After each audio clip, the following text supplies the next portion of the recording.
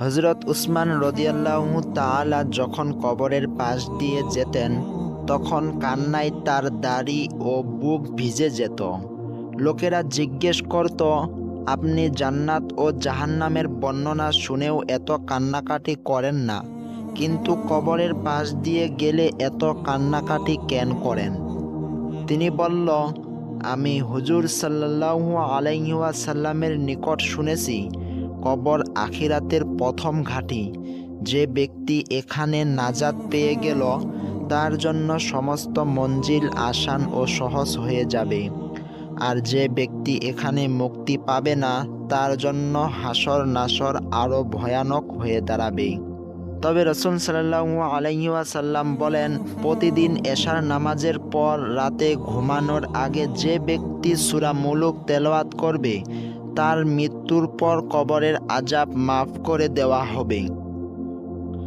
হযরত আবু হুরায়রা রাদিয়াল্লাহু তাআলা থেকে বর্ণিত আছে যে, রাসূল সাল্লাল্লাহু আলাইহি ওয়াসাল্লাম বলেছেন, কোরআন শরীফে ৩০ আয়াত বিশিষ্ট একটি সূরা আছে, যা তার তেলাওয়াতকারীকে ক্ষমা করে না দেওয়া পর্যন্ত তার জন্য সুপারিশ করতেই থাকবে। সূরাটি হলো সূরা মুলুক। অন্য এক হাদিসে আছে, রাসূল সাল্লাল্লাহু আলাইহি ওয়াসাল্লাম কোনো রাতে সূরা মুলুক না পড়ে ঘুমাতেন না।